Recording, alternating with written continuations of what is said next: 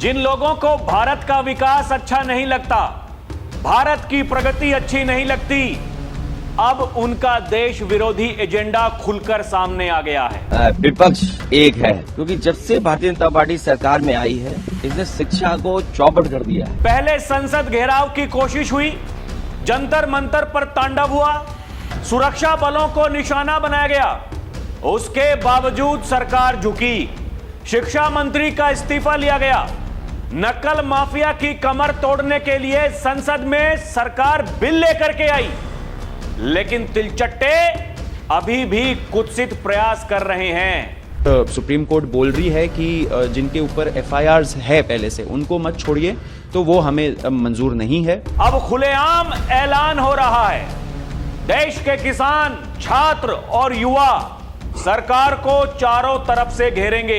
हमें उम्मीद है कि हमारे किसान भाई और इस देश के छात्र और युवा मिलकर मोदी सरकार को चारों तरफ से घेरने का काम करें। पहले सीएम योगी को धमकी दी, फिर यूपी में अराजकता फैलाने की कोशिश की तो बाबा ने वहां ट्रेलर दिखा दिया।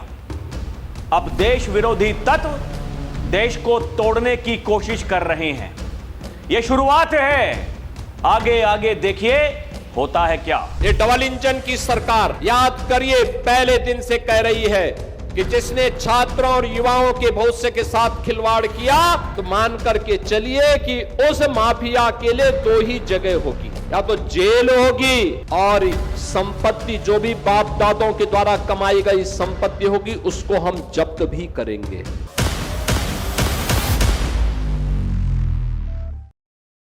दर्शकों नमस्कार, डीएनपी इंडिया देख रहे हैं आप, साथ हूं मैं आपके राहुल चौधरी।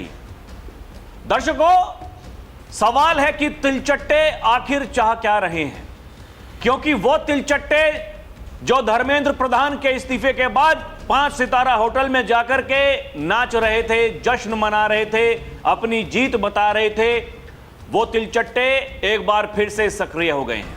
एक बार फिर से उन्होंने धमकियां देनी शुरू कर दी हैं, मीडिया से बात करते हुए धमकी दे रहे हैं और कह रहे हैं कि हम पूरे देश में आंदोलन करेंगे। तिलचट्टे तथा कथित किसान नेताओं से मिल रहे हैं और वहां खुले मंच से ऐलान हो रहा है, कहा जा रहा है सब मिलकर के सरकार को घेरने का प्रयास करेंगे। ये क्या है, क्या करना चाहते हो?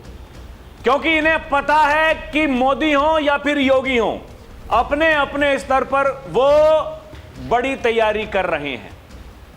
इनको पता है कि सरकार, भले इनको लग रहा हो ये उस तरह का नैरेटिव सेट कर रहे हो कि हमने सरकार को झुका दिया, लेकिन वो इंसान जिसने दुनिया के बड़े बड़े नेताओं को झुका दिया, वो इतनी आसानी से हार मानने वाला नहीं है। वो इंसान जिसने इतनी सारी कठिनाइयों के बावजूद, लोगों ने क्या क्या आरोप नहीं लगाए, अपना घर परिवार सब कुछ छोड़ दिया, एक सन्यासी बन गए। जिस उत्तर प्रदेश को बीमारू उत्तर प्रदेश कहा जाता था, उसको उत्तम प्रदेश बना करके दिखा दिया। उसको ये तिलचट्टे धमकी देते हैं कि योगी जी तैयार रहो, ये जंतर मंतर वाली भीड़ हम यूपी में जुटा देंगे। वहां आगजनी करने की कोशिश हुई, तोड़फोड़ करने की कोशिश हुई, बाबा ने रातों रात उन उपद्रवियों को टांग दिया। 10 उपद्रवी, उनको पकड़ा गया, जेल भेज दिया गया। ये समाजवादी पार्टी के चेले चपाटे वहां उनको छुड़वाने के लिए गए थे, पुलिस ने समझा करके भेज दिया, बोला चले जाओ नहीं तो दुर्गति हो जाएगी। यह सब कुछ इतना आसान नहीं है जितना आसान ये समझ रहे हैं। लेकिन अब ये जितने भी आंदोलन जीवी हैं, ये सब एक प्लेटफॉर्म पर आकर के ये सरकार को दबाने का प्रयास करेंगे। ये कोशिश करेंगे कि देखिए हमारी बात मानिए, नहीं तो हम इस देश को नेपाल बना देंगे, बांग्लादेश बना देंगे। दर्शकों, ये देश नेपाल बांग्लादेश बनेगा क्या? अगर वर्तमान की परिस्थितियों को देखा जाए तो लगता है कि नहीं बन पाएगा, क्योंकि ये 10, 20, 30, 40, 50 हजार लोगों की भीड़ इकट्ठा करके कोई यहां नेपाल बांग्लादेश नहीं बना सकता है। यहां 150 करोड़ देशवासी इस देश में रहते हैं, जिनमें से आप मान करके चलिए कि 90 से 100 करोड़ तो ऐसे हैं जिनको इस राष्ट्र की चिंता है, जो इस देश की मिट्टी से मोहब्बत करते हैं, जो इस देश में शांति चाहते हैं। इसीलिए उन्होंने इस सरकार को चुना है, जिस सरकार ने इनकी नाक में दम कर रखा है। कल सुप्रीम कोर्ट ने एक आदेश जारी किया। सुप्रीम कोर्ट ने कहा कि जो प्रदर्शनकारी हैं भाई, उनके खिलाफ आप केस दर्ज मत करिए। जो छात्र हैं, उनमें से जो नाबालिग हैं, उनको तुरंत आप छोड़ दीजिए, रिहा कर दीजिए। तो चाहे दिल्ली पुलिस हो, केंद्र सरकार के अंडर में जो काम करती है, या फिर राज्य की सरकारें हैं, उन्होंने यह बात मान ली, बोला ओके। लेकिन सुप्रीम कोर्ट ने यह भी कहा कि जो पहले से अपराधी हैं, गंभीर धाराओं में जिनके ऊपर मुकदमे दर्ज हैं, वो जो उस भीड़ का हिस्सा उस दिन बने थे जब ये संसद में आग लगाना चाहते थे, जब ये पुलिस वालों को पीट रहे थे, वो कौन लोग थे, वो किसके इशारों पर आए थे और वो किसके आदमी हैं। अब जब उन पर कार्रवाई हो रही है तो तिलचट्टों को बुरा क्यों लग रहा है, ये धमकी क्यों दे रहे हैं। सवाल यही है दर्शकों, जो सबके जहन में है। मैंने कहा आपसे, देश से मोहब्बत करने वालों की संख्या ज्यादा है। लोग ये कह रहे हैं, मोदी जी, योगी जी, अमित शाह जी केवल आप के एक शब्द का इंतजार कर रहे हैं। कह दीजिए इनको, इनकी औकात बता देंगे, ये किस लेवल के ये खिलाड़ी हैं और क्यों ये बार बार धमकी देने का कुत्सित प्रयास कर रहे हैं, इनको हम समझा देंगे तसल्ली से। लेकिन दर्शकों, ये देश चलेगा संविधान से, ये देश चलेगा लोकतंत्र से। यही इस देश का लोकतंत्र है, जिसका फायदा उठा करके ये तिलचट्टों की फौज कभी कभी ये अराजकता पैदा करने का प्रयास करेगी। क्योंकि इन्होंने, आप देखिए ना, विधायिका, कार्यपालिका, न्यायपालिका, ये सबको निशाने पर ले रहे हैं। यही बीते दिन योगी आदित्यनाथ ने कहा, देश विरोधी ताकतें हैं, समाज को बांटना चाहते हैं, सोशल मीडिया पर फेक अकाउंट बनाते हैं, पहले जातियों को जाति से लड़ाते हैं, अब लोग जाति में आपस में बट करके लड़ नहीं रहे हैं। तो ये एक नया खेल खेलना इन्होंने शुरू कर दिया है, क्योंकि इनको देश की जो प्रगति है, देश का जो विकास है, वो अच्छा नहीं लग रहा है। बाबा ने कहा कि हमारा देश वो टॉप 3 इकोनॉमी, उसकी तरफ बढ़ने की कोशिश कर रहा है।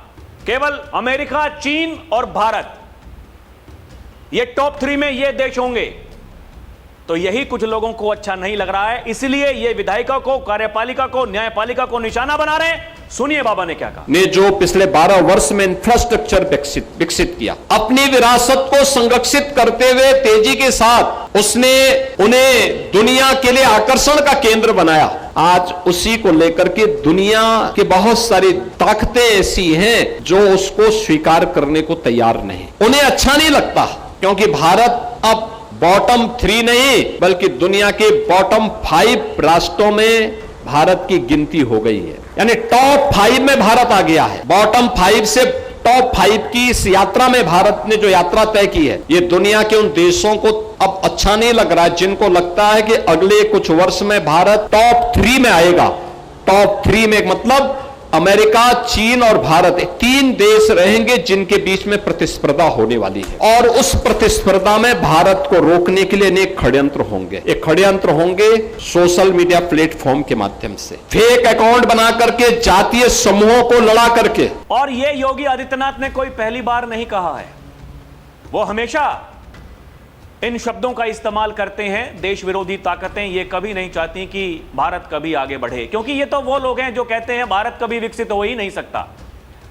इसीलिए आज जगह जगह जाकर के ये खेल खेल रहे हैं, साजिश कर रहे हैं, षड्यंत्र कर रहे हैं।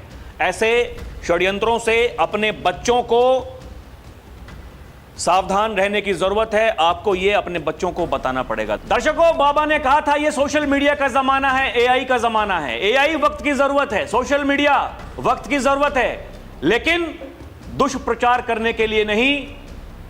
बाबा ने कहा था सही कंटेंट डालें, इनका पर्दाफाश करें, इनके बारे में बताएं जो देश को गुमराह कर रहे हैं। ये देश हमेशा आपका गुणगान करेगा। सुनिए क्या कहा था योगी ने। सोशल मीडिया प्लेटफॉर्म आज की आवश्यकता है, आर्टिफिशियल इंटेलिजेंस आज की आवश्यकता है। अच्छे कंटेंट डालिए, अच्छे उद्धरण के माध्यम से लोगों को प्रभावित करिए। फेक अकाउंट हैं उनके बारे में बताएं उनको कि भाई ये गुमराह करने वाले तथ्यों से हमें दूरी बनानी होगी। अगर हम बताएंगे देश का बड़ा कल्याण होगा, देश सही दिशा में आगे बढ़ेगा, देश आपका गुणगान करेगा। दर्शकों, कुछ लोग हल्ला काट रहे हैं, छाती पीट रहे हैं, कह रहे हैं अरे देखिए प्रधानमंत्री कुछ नहीं बोल रहे हैं, देश के गृह मंत्री कुछ नहीं बोल रहे हैं। वो बिल लेकर के आए और बिल लेकर के आने के बाद में ना वहां प्रधानमंत्री रहते हैं ना गृह मंत्री रहते हैं। प्रधानमंत्री, गृह मंत्री वो इन तिलचट्टों के साथ में क्या करना है उसकी तैयारी कर रहे हैं। उनको पता है ये सरकार मजबूत सरकार है, ये झुकेगी नहीं, ये डिगेगी नहीं, ऐसे ही टिके रहेगी। सरकार के मंत्री हैं, काफी हैं इनको समझाने के लिए। कल अनुराग ठाकुर ने जो कुछ कहा है दर्शकों, इस समय वो छाए हुए हैं सोशल मीडिया पर। सोशल मीडिया, यही तो बाबा ने कहा, सोशल मीडिया की जरूरत है, ऐसे लोगों का पर्दाफाश करने के लिए जरूरत है। भाई 60 साल तक तो आप ही ने राज किया ना, क्या आपके समय में पेपर लीक नहीं होते थे? और हम तो पहले दिन से कह रहे हैं ये गंभीर समस्या है, बिल्कुल नहीं होनी चाहिए। लेकिन जिन लोगों ने गलत किया वो जेल में सड़ रहे हैं। फास्ट ट्रैक कोर्ट, ये प्रधानमंत्री मोदी ने कहा, उसी के तहत अब इनकी सुनवाई होगी और इनकी कमर को तोड़ने का काम किया जाएगा, ये योगी आदित्यनाथ ने कहा। दर्शकों, बोल कौन रहा है? योगी आदित्यनाथ बोल रहे हैं। जिन लोगों को लगता है कि प्रधानमंत्री चुप हैं, गृह मंत्री चुप हैं, समय आने पर वो जवाब देंगे, लेकिन बाबा इनके बारे में बता रहे हैं ये कितनी घिनौनी हरकत कर रहे हैं। अभी आप देखिए, ये जिन लोगों को उस दिन लग रहा था कि ये मामला शांत हो जाएगा, हमने तब भी कहा था ये मामला शांत होने वाला नहीं है। ये धर्मेंद्र प्रधान का इस्तीफा, यहां से इसकी शुरुआत हुई है। आने वाले दिनों में ये अमित शाह का इस्तीफा मांगेंगे, ये प्रधानमंत्री मोदी का इस्तीफा मांगेंगे, ये मुख्यमंत्री योगी आदित्यनाथ का इस्तीफा मांगेंगे। लेकिन दर्शकों, बाबा की पुलिस अगर ये उत्तर प्रदेश में घुसने की कोशिश करेंगे तो वो क्या तैयारी कर रही है ये भी आपको पता लग गया होगा। जब प्रयागराज में वो घटना घटित हुई जहां ये समाजवादी पार्टी के चले चपाटे उनको छुड़ाने के लिए गए, ये वो लोग हैं समाजवादी पार्टी वाले। दर्शकों, ये लाल टोपी काले कारनामे इसलिए इनको नहीं कहा जाता है। शिवपाल यादव है, चचा हैं, भतीजे ने चचा को पार्टी से निकाल दिया था। चचा आज मीडिया के सामने आकर के बयान दे रहे हैं, ये कह रहे हैं कि हमारी सरकार आएगी तो उन पुलिस वालों पर कार्रवाई होगी जो इनकाउंटर करते हैं। एक और चचा हैं इनके, प्रोफेसर साहब रामगोपाल यादव, कुछ दिनों पहले उन्होंने भी एक बयान दिया था। उन्होंने भी यही कहा था कि हमारी सरकार आएगी तो हम अतीक अहमद के जो हत्यारे हैं उनसे बदला लेंगे। माफियाओं के लिए मतलब इतनी मोहब्बत है इनके दिल में, ये आज भी माफियाओं की कब्र पर जाकर के फातिहा पढ़ते हैं दर्शकों। लेकिन योगी कहते हैं कि अब की बार तुम्हें उस लायक भी नहीं छोड़ेंगे कि तुम माफियाओं की कब्र पर जाकर के फातिहा पढ़ सको। ये जो ड्रामेबाजी नौटंकी जो चल रही है, जो बड़ी बड़ी कल बातें गिनवा रहे थे अखिलेश यादव, डिंपल यादव, अनुराग ठाकुर ने यूपी के बारे में भी कहा, अरे आप तो समाजवादी हो, कम से कम आप तो ये पारदर्शिता लेकर के आते। इनके बारे में भी बताया है।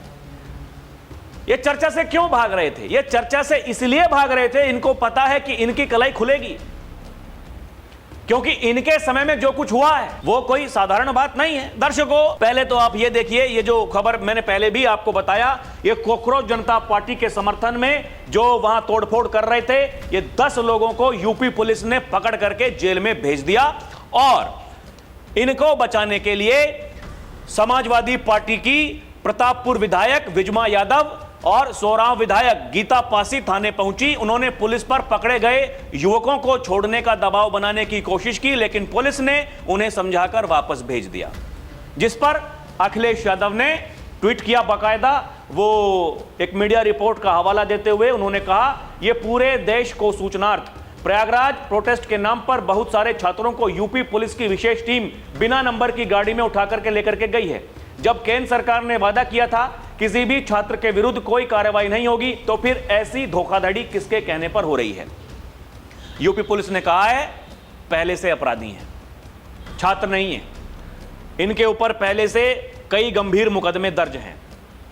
बोलते रहिए, आपके बोलने से कुछ होता नहीं, वो कोर्ट तय करेगा। और जब सुप्रीम कोर्ट ने कह दिया दर्शकों, तो फिर इसमें कोई किंतु परंतु नहीं है। किसकी बात मानोगे? सुप्रीम कोर्ट की बात भी नहीं मानोगे? नहीं मानोगे तो भुगतोगे। दर्शकों, शिवपाल यादव का बयान आप सुनिए कि अपराधियों का इनकाउंटर जिन्होंने किया है, जुल्म किया है, उन सभी पुलिस वालों पर सपा सरकार बनते ही मुकदमा दर्ज किया जाएगा। यह बात समाजवादी पार्टी में नंबर 2 और अखिलेश के प्रिय चचा शिवपाल यादव बोल रहे हैं। लोग इनके बारे में बता रहे हैं, क्या कह रहे हैं, सुनिए। बहुत जुल्म किया है, हाथ पैर तोड़े हैं और फर्जी इनकाउंटर, टांगों में गोली मारी है, अपाहिज कर दिए हैं, लंगड़े कर दिए हैं। तो ये भी उन पर भी जिन्होंने किए हैं, अगर इस तरीके से हैं तो क्रिमिनल धाराओं में वो भी सरकार बदल। कल संसद में अनुराग ठाकुर ने इनके कुछ कारनामे गिनवाए हैं दर्शकों। 2012 पुलिस भर्ती पेपर लीक, सपा सरकार। 2014 UP CMT paper leak, Sapa सरकार। 2015 civil service paper leak, Sapa सरकार। 2015 UP DU B Tech paper leak, Sapa सरकार। 2016 SSC CPO paper leak, Sapa सरकार। 2016 government polytechnic paper leak, Sapa सरकार। जवाब देंगे अखिलेश यादव?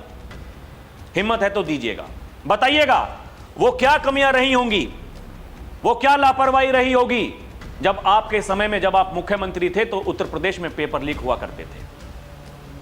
हमने पहले कहा यह गंभीर समस्या है। युवाओं के लिए अगर सरकार की तरफ से कुछ ऐसा कदम नहीं उठाया जाता है तो फिर वो सरकार के लिए ठीक नहीं है। लेकिन मीठा मीठा, गप गप, कड़वा कड़वा, थू थू, ये मंसूबे इनके खतरनाक हैं दर्शकों। ये जो सुप्रीम कोर्ट के आदेश पर अब ये कॉकरोच तिलचट्टे जो बयानबाजी कर रहे हैं, लोग इनके बारे में कह रहे हैं ये कॉकरोच अब अपना मन बढ़ा चुके हैं।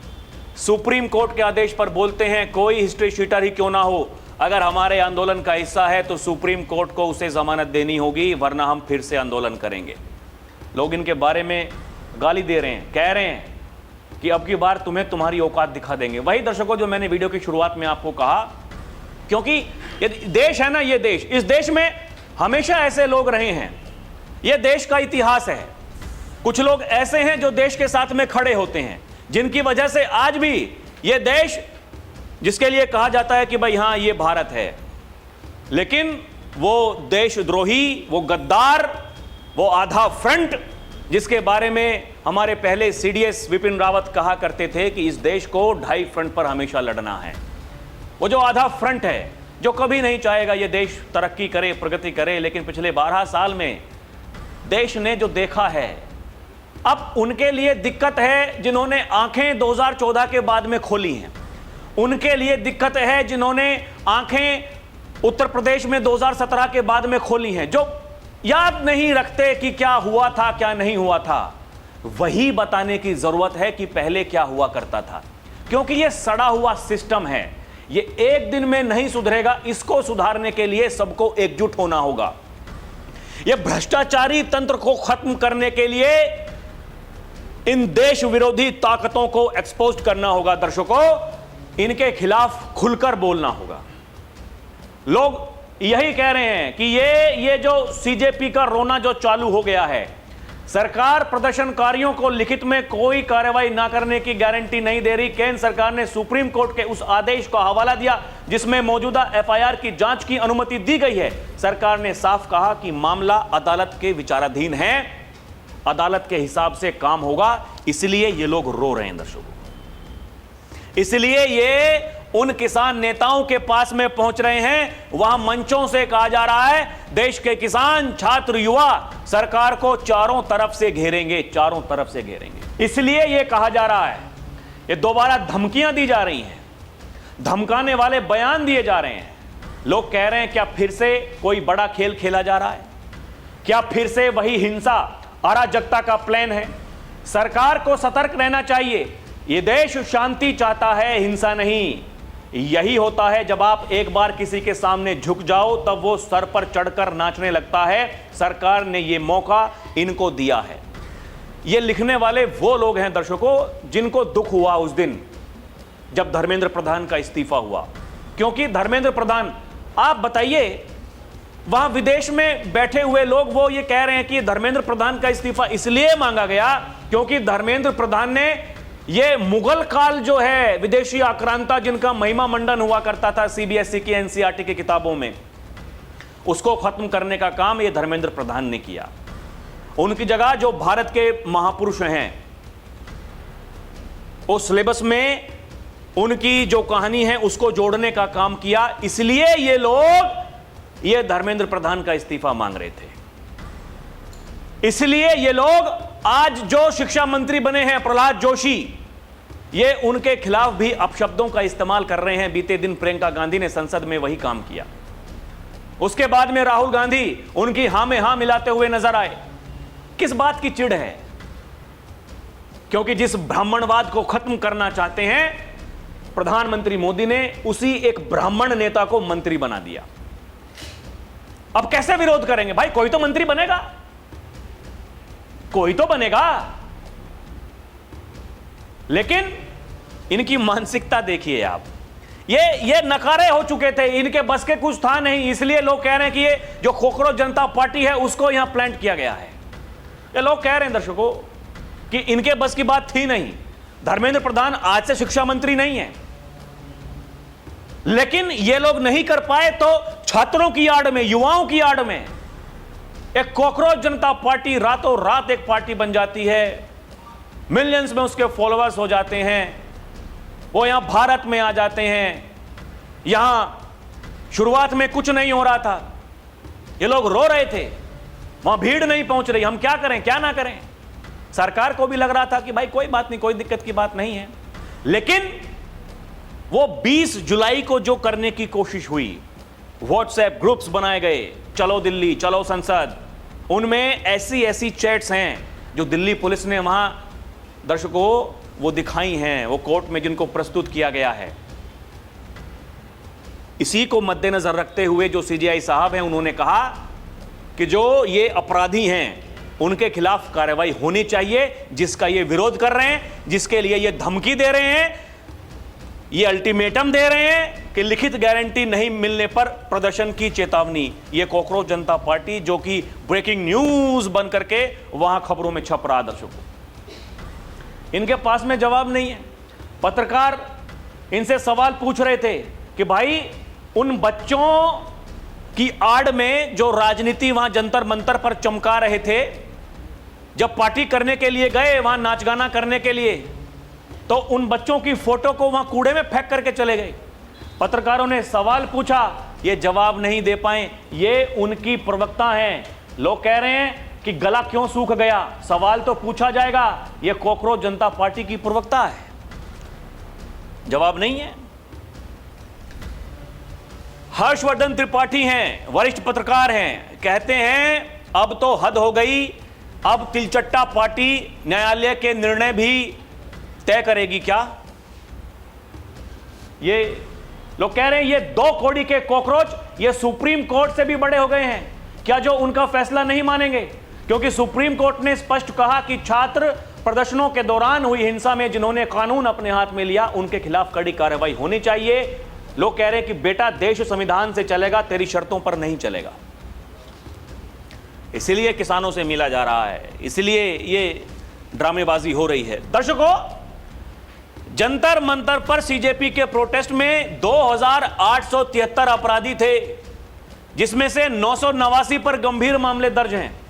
बाकायदा देखिए किसके खिलाफ क्या है, वो पूरे डेटा के साथ में ये प्रस्तुत किया गया है। बताया जा रहा है ये एआई द्वारा जो फेस रिकॉग्निशन तकनीक इस्तेमाल होने से यह तथ्य उजागर हुआ है। दावा किया जा रहा है कि प्रदर्शन स्थल उसके आसपास 2873 आपराधिक रिकॉर्ड वाले लोग शामिल थे, जिनमें से 989 पर हत्या, डकैती जैसे गंभीर मामले दर्ज हैं। चलो संसद मार्च के दौरान हुई हिंसा के दौरान दिल्ली पुलिस के वेरिफिकेशन और डोजियर विश्लेषण में यह चौंकाने वाला खुलासा हुआ है। पूरे आंकड़े हैं, हत्या करने वाले कितने, अटेम्प्ट टू मर्डर वाले कितने, डकैती करने वाले कितने, POCSO, molestation of women, arms act, snatching, kidnapping, NDPS, सारे रिकॉर्ड हैं। इनको बचाना चाहते हैं कुछ लोग। इनको बचाने के लिए कह रहे हैं कि युवा, छात्र, किसान सब मिलकर के सरकार को घेरेंगे। दर्शकों, सुप्रीम कोर्ट ने कल कहा, जो मैंने अभी आपको बताया, और स्पष्ट उसमें जानकारी दी गई है। कहा गया है, अदालत ने स्पष्ट किया कि यह राहत उन लोगों को नहीं मिलेगी जिनका आपराधिक रिकॉर्ड है। सुप्रीम कोर्ट ने यह भी कहा कि पुलिस की जो कथित जातियों के आरोप प्रथम दृष्टया निष्पक्ष स्वतंत्र जांच की मांग करते हैं, इस काम को किया जाएगा। अदालत ने संकेत दिया कि वो हिंसा की इन घटनाओं की निष्पक्ष जांच सुनिश्चित करने के लिए एक उच्च स्तरीय समिति गठित करने पर विचार कर रही है। हालांकि उससे पहले अदालत ने केंद्र सरकार, दिल्ली पुलिस को अपना पक्ष रिकॉर्ड पर रखने का मौका दिया है। ऐसा नहीं है कि एक तरफा सुनवाई होगी। पुलिस जो कह रही है, सरकार जो कह रही है, वो भले केंद्र सरकार हो, वो भले राज्य सरकार हो, उनकी बात सुनी जाएगी, पटल पर उसको रखा जाएगा। इसके तहत अदालत ने दिल्ली, महाराष्ट्र, बिहार, केरल, मध्य प्रदेश, उत्तर प्रदेश के मुख्य सचिवों को नोटिस जारी किया है। इस बीच सुप्रीम कोर्ट ने निर्देश दिया है कि इन प्रदर्शनों से जुड़े सभी CCTV footage, drone recording, wireless संचार, अन्य संबंधित रिकॉर्ड सुरक्षित रखे जाएं। क्योंकि वो दर्शकों, वो क्या सुप्रीम कोर्ट नहीं देखेगा क्या? वो जो बैरिकेड्स लगाए गए थे, उनके ऊपर कूद करके वहां पुलिस वालों को पीट रहे हैं, वो सुप्रीम कोर्ट नहीं देखेगा क्या? वहां जो वो तथाकथित बच्चियां वहां माइक लगा करके वो सेना के जवान से पूछ रही हैं, अरे तुम्हें शर्म नहीं आ रही है क्या? तुम्हें ये नहीं हो रहा है क्या? अला फला पता नहीं क्या क्या। वो सेना के जवान ना हो, तुम अपने घरों में जितने आराम से सोते हो नहीं सो पाओगे। वो पुलिस वाले ना हो, वो सुरक्षा की भावना जो तुम्हारे मन में है, वो जिंदगी में कभी नहीं आ पाएगी। दर्शकों, यही, क्योंकि मामला तो आगे तक बढ़ेगा, ये कोई साधारण बात तो नहीं है। इसीलिए इनको पता है, ये एक्सपोज हो चुके हैं, ये बार बार ये वीडियो जारी करके ये सुप्रीम कोर्ट के आदेश की अवहेलना करते हुए ये लोग जो संविधान का पाठ पढ़ाते हैं, लोग इनके बारे में यही कह रहे हैं कि ये देश की सबसे ऊंची संवैधानिक अदालत सुप्रीम कोर्ट के आदेश मानने से इंकार करते हैं। वीडियो जारी करके लोगों को अभी भी भड़काने का प्रयास कर रहे हैं। ये तिलचट्टों का सरदार क्या कह रहा है, वो भी सुनिए। हेलो एवरीवन, मैं देख रहा हूँ कई सारे स्टेट्स में पुलिस जो है वो स्टूडेंट्स को हैरेस कर रही है, परेशान कर रही है। गवर्नमेंट स्टूडेंट्स को डराना धमकाना बंद कर दे। अगर वो इसी तरह पुलिस के द्वारा स्टूडेंट्स को डराएगी, धमकाएगी, डिटेन की धमकियां देगी, अरेस्ट की धमकियां देगी, तो कॉकरोच जनता पार्टी फिर से बहुत बड़ा प्रोटेस्ट करेगी। We will protest again if you keep harassing the students. Stop harassing the students. ये सब इसलिए हो रहा है, फिर से ये भीड़ जुटाने का प्रयास, ये धमकियां इसलिए दी जा रही हैं क्योंकि जिन लोगों को पहले बरगलाया गया था, वो जो अपने मुंह से गालियां निकाल रहे थे, अब या तो उनको कोई पकड़ ले रहा है, कहीं वो भीड़ का शिकार हो जा रहे हैं। आप देखिए दर्शकों, वही जो मैंने वीडियो की शुरुआत में आपको कहा कि लोग कह रहे हैं कि मोदी जी, आप, अमित शाह जी, योगी जी, आप केवल एक बार बोल दीजिए, इनका इलाज कैसे करना है हम कर देंगे। लेकिन दर्शकों, मित्रों, दोस्तों, ये देश चलेगा संविधान से। सरकार को पता है क्या करना है, क्या नहीं करना है, उन्हें करने दीजिए, भरोसा रखिए। देश के युवाओं को भरोसा होना चाहिए। अगर कोई गलत काम करेगा तो वो मिट्टी में भी मिलेगा। बाबा तो पहले ही चेतावनी दे चुके हैं, इन नकल माफिया की कमर को तोड़ने का काम करेंगे, भरोसा रखिए। ये सुशांत सिन्हा ने ट्वीट किया। दर्शकों, पत्रकार हैं, वरिष्ठ पत्रकार, वो कहते हैं, डियर जेनजी, तुम्हें ये सो कॉल्ड गोदी मीडिया के खिलाफ नारे लगाने वाले, लिंचिंग को उतारू भीड़ बनाकर ये छोड़ने वाले खुद उन्हीं चैनल्स की गोद में बैठकर इंटरव्यू देते रहे जिन्हें तुम्हारे दिमाग में गोदी मीडिया बनाकर छोड़ दिया गया। तुमने कभी पूछा कि अगर वो गोदी मीडिया थे तो कॉकरोच पार्टी वाले उनके यहां क्यों गए? अगर वो गोदी मीडिया थे तो कॉकरोच पार्टी को मंच क्यों देते रहे? लिंचिंग के बाद भी वो सो कॉल्ड गोदी मीडिया पूरा प्रोटेस्ट चैनल्स पर दिखाती रही, क्यों? सोचो भाई लोगों, आज पुलिस तुम्हारे घर पर आ रही है, नाराज लोग तुम्हारे घर पर आ रहे हैं, तुम्हें माफी मांगनी पड़ रही है, कंधे तुम्हारे मां बाप के झुके हैं, लेकिन तुम्हें इस्तेमाल करने वालों पर एक एफआईआर या एक्शन हुआ क्या? उनको कोई माफी मांगनी पड़ी क्या? सोचो सोचो सोचो सोचो दर्शकों, सोचो। वही तो हम भी आपको बता रहे हैं। जो राष्ट्रवादी लोग हैं वो इसी बात को कह रहे हैं कि परेशानी आपको होगी, दिक्कत आपको होगी, ये कोर्ट कचहरी के चक्कर आपके लगेंगे। अब भी मौका है, इन लोगों के चक्कर में मत पड़ो। ये वीडियो जारी करते हैं, इन्हें करने दीजिए, इन्हें करने दीजिए, इन्हें खुद अपनी लड़ाई लड़ने दीजिए, क्योंकि ये आपकी लड़ाई नहीं लड़ रहे हैं। ये बहुत खतरनाक मंसूबे के साथ में इनको यहां भारत में भेजा गया है। ये कॉकरोच, ये जहां से निकल करके आए हैं, ये घुसेंगे वहीं, लेकिन थोड़ा समय लगेगा। आपको धैर्य बना करके रखना होगा, आपको इनके षड्यंत्र को पहचानना होगा, आपको इनकी साजिशों को पहचानना पड़ेगा, आपको यह तय करना होगा ये देश, ये अराजकता आगजनी से आगे नहीं बढ़ेगा, ये शांति से आगे बढ़ेगा। आपको दर्शकों क्या कुछ लगता है हमें कमेंट करके बताएं। अभी के लिए इतना ही। देखते रहें डीएनपी इंडिया, हर खबर भरोसे के साथ। हमारी आपसे अपील है कि आप हमारे चैनल को सब्सक्राइब भी करें। बहुत बहुत धन्यवाद। जय हिंद, जय भारत, नमस्कार।